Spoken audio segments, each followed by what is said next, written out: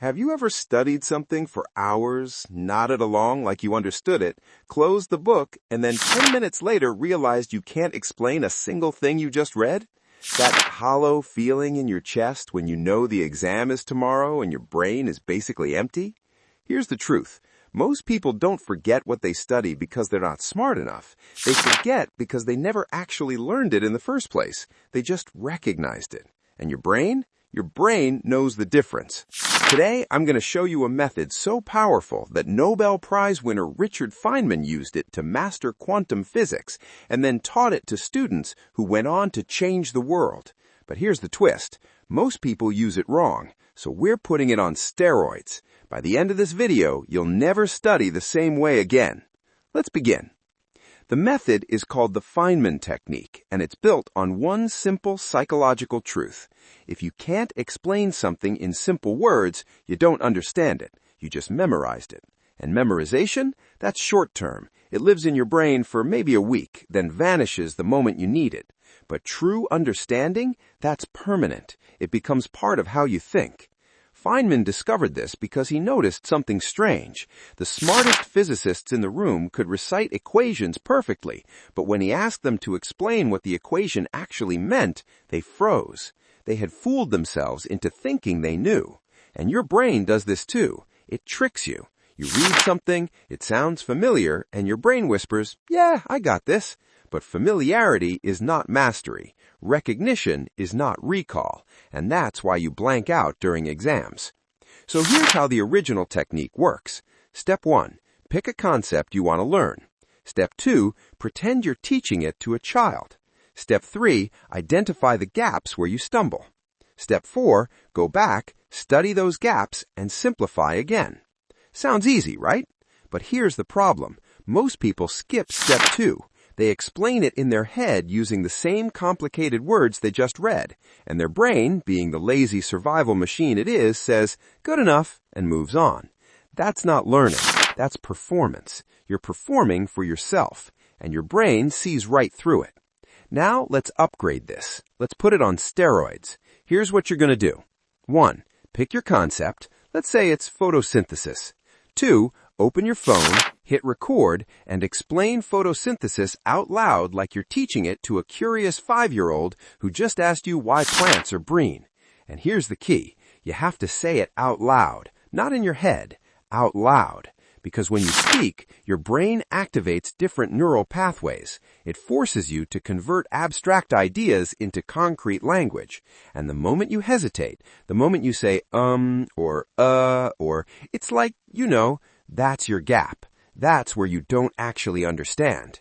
Write that down. 3. Watch the video back. And I know this sounds awkward. I know you'll cringe at your own voice, but that cringe, that's called metacognition. That's your brain observing itself, and it's one of the most powerful learning tools you have. When you watch yourself explain something, you'll notice every weak spot, every place where you used a vague word like process or thing instead of the actual mechanism, every moment where you skipped a step because you didn't know it. This is where most students fail. They study passively. They read, highlight, reread, and their brain stays comfortable. But discomfort is where learning happens. When you're forced to produce knowledge instead of just consuming it, your brain has to work. It has to retrieve, organize, and reconstruct. And that process, that struggle, is what builds long-term memory. 4. Go back to your notes or textbook, but this time you're not reading randomly. You're hunting. You're targeting the exact gaps you found in your explanation. Let's say you stumbled when explaining how chlorophyll absorbs light. Go find that, read it, understand it, then record yourself again. And here's the magic. The second time, you'll be better. Not because you're smarter, but because you've turned passive studying into active problem solving. And your brain loves solving problems. It releases dopamine. It builds stronger neural connections. It moves information from short-term memory into long-term storage. 5. Repeat until you can explain the concept smoothly, simply, and confidently, without looking at any notes. And when you reach that point, something incredible happens. You don't just remember the information, you own it. You can twist it, apply it, connect it to other ideas. You can answer exam questions you've never seen before because you understand the foundation. You're not recalling facts, you're thinking with principles. Now, let's talk about why this works on a psychological level. First, there's something called the generation effect. When you generate information from memory instead of passively reviewing it, your brain encodes it more deeply. It's the difference between recognizing your friend's face in a photo and drawing their face from memory. One is passive, the other is active, and active learning sticks. Second, there's cognitive load theory. When you try to explain something simply, you're forced to reduce cognitive load. You strip away jargon, you break down complexity, and that process forces your brain to truly process the information instead of just shuffling it around. Third, there's the illusion of competence. Most students reread their notes and think, yeah, this looks familiar, I'm good. But familiarity is not fluency, and fluency is not mastery. Recording yourself destroys that illusion. It exposes what you don't know. And that honesty, that self-awareness is what separates average students from exceptional ones. Here's the brutal truth. Studying is not about time. It's not about how many hours you sit at your desk. It's about depth. You can study for 8 hours and learn nothing if you're just rereading passively.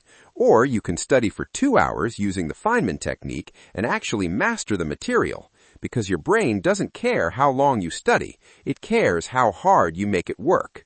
So here's your challenge. Pick one concept you're struggling with right now. Just one. Open your phone, hit record, and explain it like you're teaching it to a 5-year-old. Don't script it, don't rehearse it, just try. And when you stumble, when you can't find the words, smile. Because that's not failure, that's data. That's your brain showing you exactly where to focus. Then go back, study that gap, and record again. Do this 3 times, and I promise you, by the 3rd recording, you'll feel the difference. You'll feel the concept click into place. You'll feel your confidence grow, and you'll realize something powerful. You don't have a memory problem. You never did. You just had a learning problem, and now you know how to fix it. If this changed how you think about studying, hit that subscribe button, because we're just getting started. And trust me, you don't want to miss what's coming next.